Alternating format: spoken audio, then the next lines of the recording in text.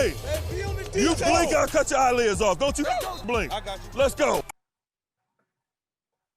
And good evening, everybody. Welcome to another edition here of the Mass Steel Podcast. As that is the conclusion of the regular season right now, the Browns defeat the Steelers in the 17th finale of the regular season to secure their berth in the playoff. They end an 18-year playoff drought. First off and foremost, before anyone, on behalf of Steeler Nation and any other Steeler fans, I know a lot of people think like it's a nightmare come true, but I got to just tell you what, from Steeler fans and myself having family in Cleveland too, I will just say this. Congratulations to the Browns right there. You guys earned it.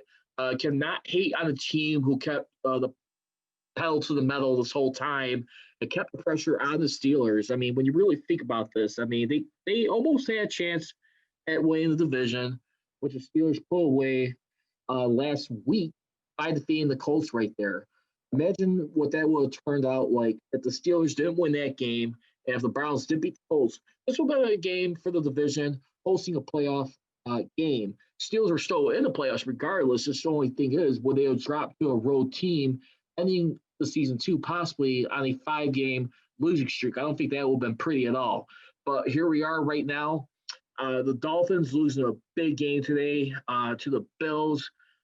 And by the virtue of the Ravens and you also had the Ravens winning plus the Browns winning. That clinched a playoff spot for the Tennessee Titans going into their game before they faced the Texans. So the Colts moved out in front of the Dolphins by losing. So the Colts, all they had to do was win their end, or if the Colts would have lost, Dolphins would have gotten the playoffs. Anyway, that did not happen. So right now, you see as it stands right now, the Bills lock up the number 2 seed by winning their game. Steelers are at number 3, and then you got the Tennessee Titans. They hang on to win their division, so the playoff matchups go as follow. And we also got the official schedule for the playoff picture. So for the AFC playoff picture, the first game of the weekend will be on Saturday, January 9th. The first game will be the number 2 Bills hosting the number 7 Colts at 12:05 p.m. Central Standard Time. That will be on CBS. And then the second AFC game of that weekend will be on Sunday as the number 4 Titans, by virtue of winning their AFC South division, they'll host the 5th-seeded Ravens. Ravens move up to the number 5 seed, and the Browns are the number 6 seed, and the Colts get at number 7. That game will be at 12:05 p.m. on NFL and ESPN/ABC. And then the final game of the AFC wildcard finale weekend, which is where the Steelers, they'll be on Sunday Night Football. That will be at 7:15 p.m. Central Standard Time kickoff. It'll be available not only on NBC, but also Peacock TV. So there we have it. The rest of the playoff picture goes as this. Saturday games, we'll also have the Seattle Seahawks, the number 3 seed, hosting the number 6 Rams. The Rams defeated the Cardinals, and also the Bears lost to the Packers. Bears get as the number 7 seed, while the Bucs lock up the 5th seed. So it's number 3 Seattle Seahawks hosting the number 6 LA Rams. Then you'll have the number 4 Washington. That game will be at 3:40 p.m. Central Standard Time on Fox. And then you'll be also having on later on that evening on ESPN will be the number 4, either the Washington football team or the New York Giants, which could clinch the NFC East division. With a Washington football team loss, they could win the division at 6-10 should the Washington football team and the Giants finish tied. Giants swept the Washington football team. Washington just needs a win or tie, and they win the NFC East tonight. So it'll be either the Washington football team or the Giants hosting the Bucs. That'll be on ESPN next Saturday evening at 7:15 p.m. And then the final game, aside from the AFC game, on Sunday, the middle game will be at 3:40 p.m. Central Standard Time, which will be the number 2 Saints hosting number 7 Bears. That game will be on CBS as well as Nickelodeon and Amazon Prime Video. I'm sure a lot of people have heard about the Nickelodeon promotion right there. And that's how you have it right there. Just give you a little scoreboard update in case anyone's wondering right now. Got the Washington football team in front of the Eagles They're leading by a field goal. It's the Eagles' ball right now, 4th and 7. It looks like they're going to either kick a field goal or punt the ball. I'm not sure right now. It looks like they were trying to go for it, but it's 4th and 7 for the Eagles right now. And I got to tell you right now, I mean, a lot of people were anticipating that Brian Flores, coach of the Dolphins, would have actually won Coach of the Year. I mean, going into this, he seemed to be like the odds-on favorites going into this game. But I tell you what, with them being knocked out of the playoff picture, which I really feel sorry for, if the Washington football team manages to find a way to win this game, win the NFC East division, I gotta tell you, the coach of the year has got to be Ron Rivera, and then comeback player of the year, Alex Smith. I mean, you look at especially Alex Smith, who went through 17 surgeries. I think he had like about 18 at one point. Nearly died from his leg surgery. They broke his leg from 2 years ago. And just to see him come back to where he's at right now, then you have a guy like Ron Rivera battling cellular cancer. I mean, it's just about a lot. I mean, these two men had to go through from a personal endurance standpoint. And I just feel like those are just awesome stories right there. How can you not help but root for these guys right now as we take a look at it? And I really feel it right there. I mean, think about it. I mean, this is a team right there who had to change their name from a lot team would call it the Slurs, the Redskins. I mean, he had a lot of investors, such as the people within their stadium, forcing to bail out them, FedEx, and a few people internally forcing them. They did not give themselves a proper amount of time to change the name over, so they came up with a little lopsided name called the Washington Football Team. But, I mean, you look at all that stuff right there, everything they had to endure. I mean, you even had stories in there, too, with the harassment scandals going on with one of the Washington Football Team's former radio play-by-play guys. He's no longer with the organization. He's out of the picture there. And he took a look at everything that's just been going on with them. I mean, this has got a good defense team. Call it what it is, a sloppy division. But at the same time, too, I mean, everyone's still got a chance to play for something. I'm just hoping, keeping my fingers crossed. I do not want to see a Giants team, let alone any team, be a division winner with double-digit losses. Giants defeated the Cowboys earlier today. So, again, should the Washington football team lose tonight, they'll be the NFC East champions, the New York Giants. And that is a crucial game right now going on. And where that game will get to host Tom Brady and Tampa Bay, the Tampa Bay Buccaneers. So it'll either be in the Washington Football Team Stadium or East Rutherford, New Jersey. Once again, you guys can follow me on social media. You can check me out on Twitter and Instagram at Prodigy Richey.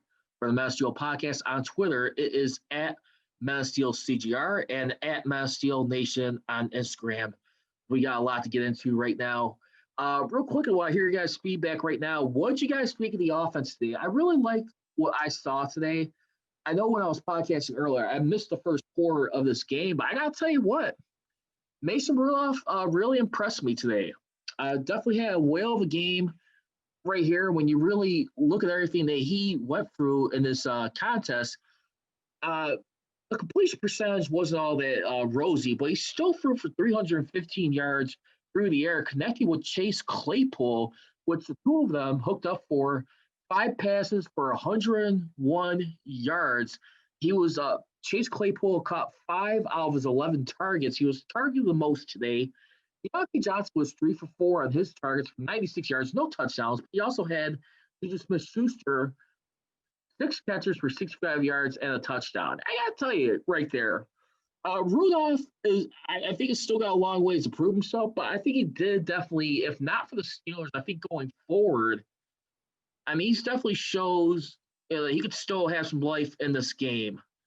And I don't know how that's going to translate to anything, but as far as like his future with the Steelers, but I got to say, this is a guy who seemed to be a lot more better, mentally prepared this time. I mean, he didn't show any intimidation. Of course, he had that ugly falling out, I mean, during and after the game with Garrett. And you know what? It was nice to see at the end of the game. I saw Bob Papiani of KDKA and 93.7 The Fan in Pittsburgh tweet out after the game that Myles Garrett did go to congratulate Mason Rudolph on a good game, and Rudolph just basically said he had a lot of respect for him. And I thought that was a sweet moment right there. And I feel like stuff like that, I mean, considering the tales that both these guys went through, still, that says a lot right there. And I'm just kind of glad to see that kind of hopefully put behind and not something we have to worry about anymore. That really got ugly in a hurry. And you saw how it cost Garrett his season. But I tell you what, for him and Rudolph to have that moment at the end, I thought that was just as much special right there. I mean, looking at it. So I don't know about anyone else, but today, I mean, nonetheless, I was proud of this team. And aside from that, your bench players, I mean, when you really look at it, got 4 sacks in this game. The only starter that actually got a sack today was Stephon Tuitt. And I thought that was just pretty impressive right there at the end of the day. I mean, this is a team right here, I mean, when you look at it. And then not only that, they matched their career high in sacks. They keep the sack streak going at 73 straight games, the Steelers do. Still going. Most consecutive games with a sack in the history of this league. And I think that's just a lot to be said for right there, especially when you got most of your backups being played in this game. And I think for right now, the running game still obviously has got a lot of work to do. But what I was looking at, too, the Wildcat, I thought was pretty impressive. I was very impressed with that. I mean, you saw Joshua Dobbs, who in this contest, he had 2 carries for 20 yards, averaging 10 yards per carry right there. I'm wondering if we're going to see that again next week when the Steelers got to host the Browns in the wild card. Yeah, the Browns will see the Steelers next week, Fernando. That'll be next Sunday night on NBC at 7:15 p.m. Central Time, 8:15 Eastern Time on NBC. So it'll be a Sunday night game. So get ready for that. So they'll be the final game of the wild card weekend at the end of the day. And real quick, I'll just go back, swing things over to the Washington football team of the Philadelphia Eagles right now. Second and goal for the Philadelphia Eagles. They look like they're smelling touchdown right now at this point. As we look at, they're snapping at the 4-yard line. So they look like they're smelling touchdown this drive right now. Got a nice little handoff right here. That's third and goal right now. Yeah, I'll be honest with you. I think if you're a Steeler fan, listen, you want to do everything you can to keep your rival out of the playoffs. I know it's business from that standpoint. I mean, as a fan, as a team, I mean, you don't want to see a team like this for a third time of the season, but I definitely do feel like, too, I mean, here's the other side of that. I mean, Tomlin at the end of the day has always been maintained. They just want to just focus on a good quality football win. And I think that's what you continue to see happen with this group here. They continue to produce results here, and they just continue to just go business as usual, despite the rest. I mean, they did create themselves a bye, and so far as Mike Tomlin knows following the game, no injuries to report. So that is some very good news. We'll see how that goes throughout the rest of the week. But just to come out there unscathed for the moment, I think that is definitely one of the biggest things a lot of people fear the most a little bit. I mean, you saw Chase Claypool working out there along with Juju Smith-Schuster, Deontay Johnson. I mean, those guys were still starting, and they managed to keep their bodies healthy and in one piece. I thought that was very impressive. So Tomlin did kind of roll the dice a little bit in a way, but at the same time, I do think he was sending a message to his team to be ready for this. And it ended up happening that way. So, I mean, they didn't keep the Browns out of the playoffs, but I got to say, if you're a Steeler fan, you cannot hate on the Browns for winning. They did their part. I mean, you look at a team, the Browns team, that was 5-3 when they lost to the Raiders. They dropped to 5-3. That was 2 weeks after they lost to the Steelers. And they got that beat down earlier in the season. And you really look at it right there from that perspective right there. I mean, that was a team at that point when you truly look at it. I mean, what the Steelers did to them earlier in the year. I mean, they beat this team down pretty bad in Heinz Field, 38-7.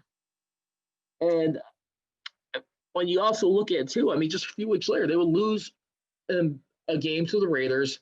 Ever since then, they've went 10-2. No, excuse me. My bad. Not 10-2, damn it.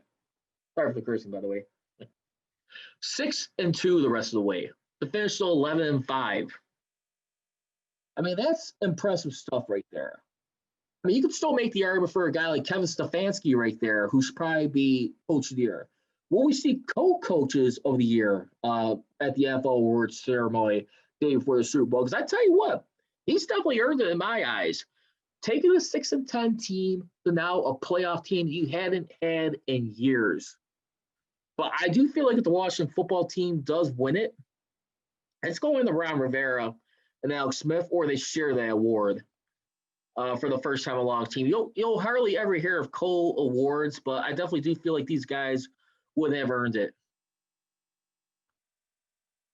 Some other interesting notes going into this game, too, when we look at it, too. They did match his career high in sacks, but Alex Highsmith, he got his first sack today since replacing Bud Dupree. P.J. Watt said that he was so proud how Highsmith has stepped up. Watt also said he needs Highsmith to reach him, teach him his swim move because he's so nimble and good at it. Yeah, I think I definitely agree right there. And Highsmith, I think that was a guy right there a lot of people were questioning. I mean, when you saw a guy like Bud Dupree who went down with his injury back in the Ravens game, a knee injury that cost him the regular season, being on the shelf. I got to tell you for right now, I mean, whatever happens, like following this offseason, it's not going to be the rosiest of conditions for any team who's like over the cap, especially like the Steelers going to be over $20 million in cap debt. And what I feel is just going to happen right now going through this, listen, you got to make this run as memorable as you can right now, as impactful. There's a lot of people are going to be watching right now, and I hope that they're able to talk. I mean, give Ben Roethlisberger's form of approval here, use that wild card, because I mean, I tell you what, that is going to be so key, in my opinion, to really making this team a run. Because I really feel like that's the way you can help things out. I mean, it's embarrassing that you don't have guys like Connor, Snell, McFarland hardly doing anything. I mean, you're still getting outrushed in this contest by 107 yards. I mean, Nick Chubb did get 108 yards on the ground for the Browns. I mean, when you look at it.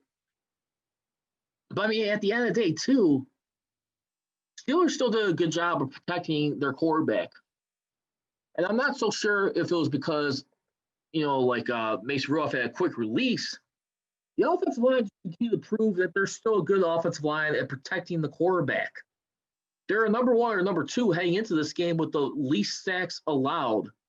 The only problem is it's just not getting the biggest pushes they need to effectively open up the running game.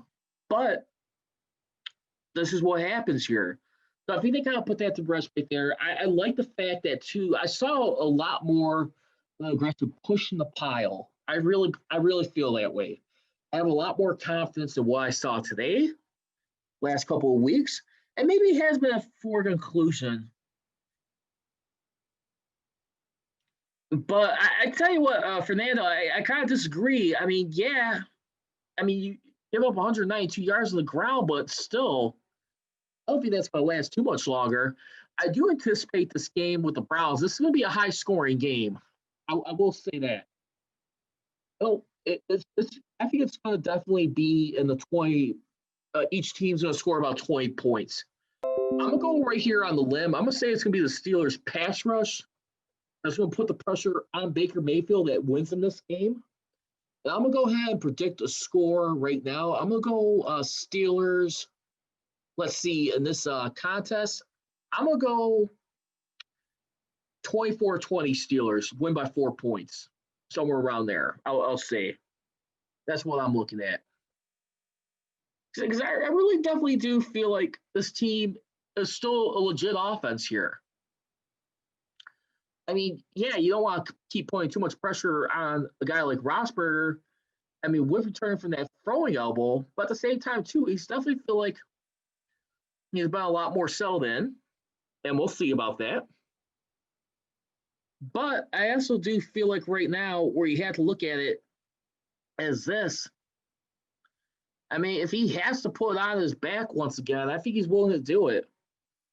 Just the only thing is, I hope we're not going to see any more of this quick passing game. He's got to be able to throw the ball deep. And I think when he's throwing the ball deep, it's been more of effective for this offense. Period.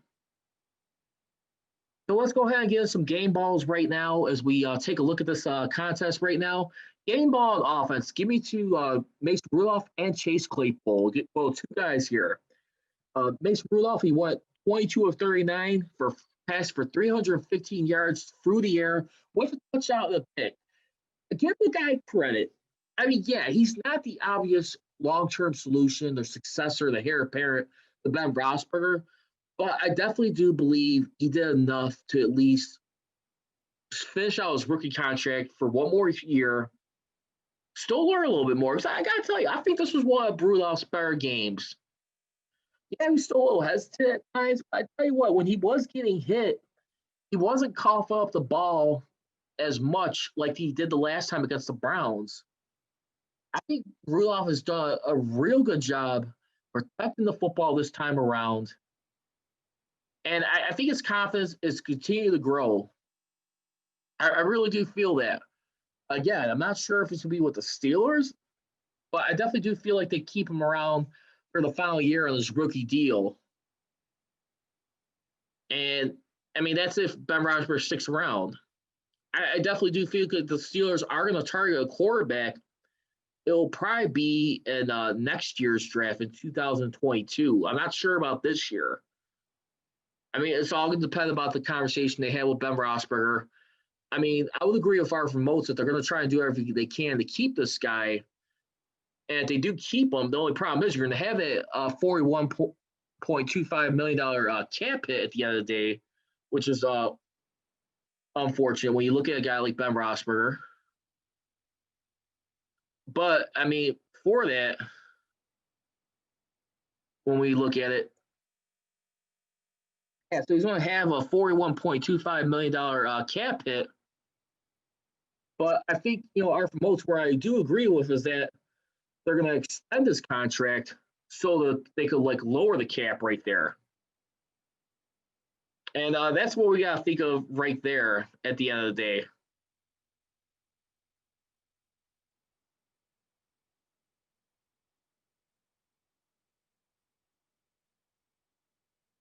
And I'd be really interested to see how the conversation is like right now because a lot of it, too, I mean, they're definitely going to see how his elbow continues to feel. Can he still push the ball deep? And I think he can. The only question is, it's just going to be the more creative of the play calling, what they're going to do around him. I think you definitely do have to look at an offensive lineman. You're going to definitely have to retweak the line if you can. Running game, I think one of those scenarios when you go for your first draft pick, which is going to probably be in the high 20s or around 30th, depending where they finish in this playoff picture. I think those are things you have to put on the table here going forward. Again, a lot to get into right now, but like I said, Browns win today. Congratulations to them. Well-deserved. Not the same old Browns. I hate to say it. And I mean that with all due respect to them. They definitely, I believe in any team in sports, you pay your dues sometimes for such a long time. You go through a lot of the punishment they did. Well, let's just call it what it is. Ever since having their team moved over to Baltimore, not taking the Browns' name eventually, but just the players, the original players, the coaching staff, and the ownership with them to become the Ravens, they were never the same team since then for such a long time. This is going to be their second playoff appearance since returning back to the city of Cleveland. And you got to feel for those fans. I mean, they definitely did it the hard way, and they earned it. And this is where they're at right now. For them, I mean, you think of guys like in that town. You think of a LeBron James. You think of guys like Jim Brown. I mean, you think of all the Cleveland greats in that town right there. I mean, this is your time right now. But I got to tell you, when it comes to Steelers Browns football, I definitely do are going to stick with the Steelers in this one. I definitely do feel like they're going to find a way to win it. It's going to be a tough one, but I definitely do feel like they find a way to pull this thing out. And they've been showing signs right now lately, just no quit, no surrender. And that's what it's all about right now. So we'll see how this continues right now. The thing I like about this team right now, they love the fact, too, they're kings of the North. They pride themselves with the competition they have. I mean, this is a group will always continue to be very proud of who they represent, how they do things, and how they just continue to just master away at their craft. So I mean, those would definitely be the biggest things here. I think the biggest thing you also have to look at too, like I said, we'll get to unrestricted free agents some other time, but yeah, definitely do feel like right now for the Steelers, man, they got a lot of work to do here at the end of the day. But I like the fact that they won their division. I definitely do feel like they're settled in right now. I mean, at this point, and they're going to be in a better position going forward. I really do. I mean, so you definitely got a lot of hard choices. I mean, let's go ahead and just touch on it real quickly. I mean, when you're looking at the guys who are going to be unrestricted free agents, I mean, in 2021, you're going to be looking at Bud Dupree, Alejandro Villanueva, A. Williamson, Mike Hilton, Matt Filer, Tyson Alalu, Zach Banner, Juju Smith-Schuster, J. Roland Elliott, Jordan Berry, Cassius Marsh, Chris Wormley, Dana Esorda, Trey Edmonds, Sean Davis, Jordan Dangerfield, Cam Sutton, James Conner, Raven McLeod, Gerald Hawkins, Josh Dobbs, Marcus Allen, Ola Denny, J.C. Hasenauer, Robert Splain, Jerron Jones. I see them keeping around Dupree somehow. I really do. I really feel like they're going to find a way to get some magic worked out. They're going to get creative right there. And I got to believe they're going to be pushing for that all hard in the offseason.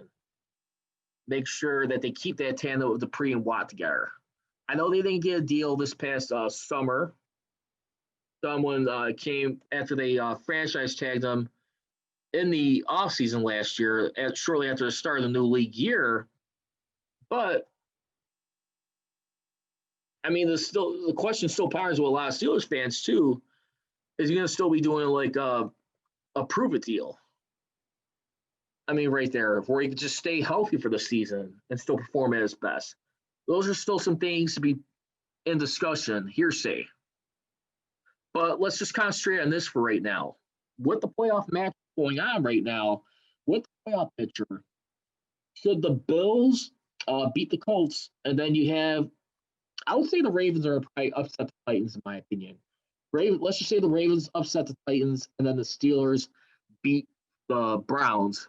So if those scenarios happen, the Ravens would travel to take on the Kansas City Chiefs, and the Steelers would travel to Buffalo to take on the Bills in the divisional round.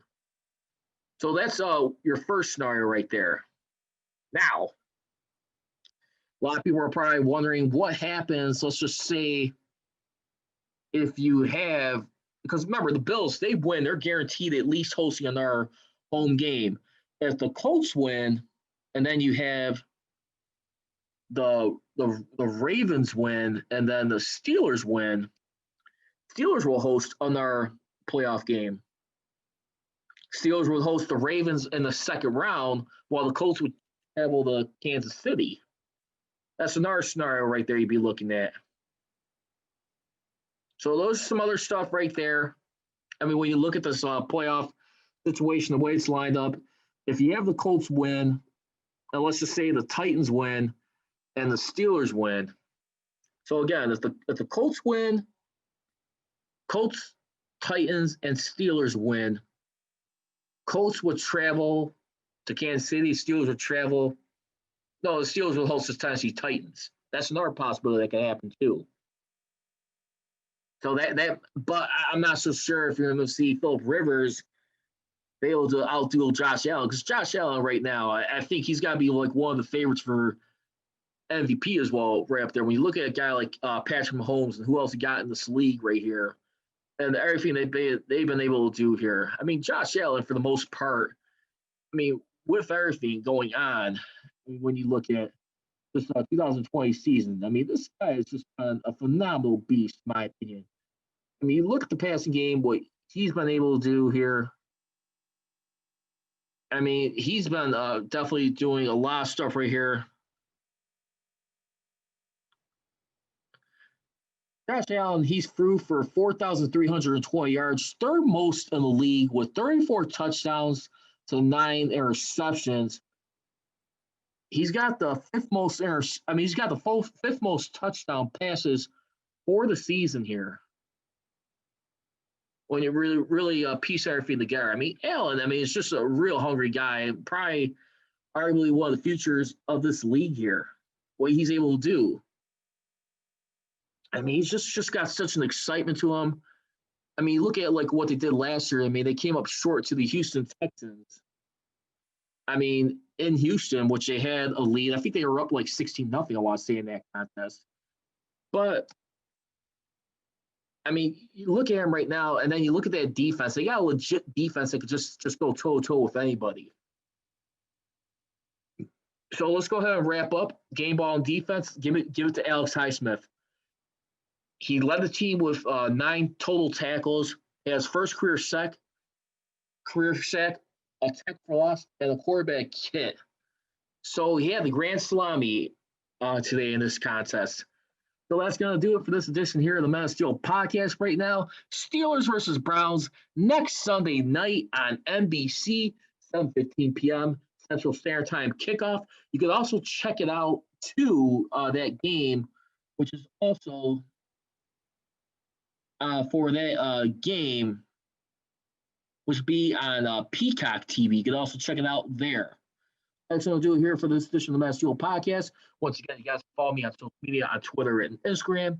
At Prodigy Richey for the Men of Steel podcast on Twitter. It is at Men of Steel CTR, at Men of Steel Nation on Instagram. So I'll leave you. We'll be trolling, be rolling. Here we go, Steel. Wait, hold on. Sorry, guys. Here we go, Steelers. Here we go. I go.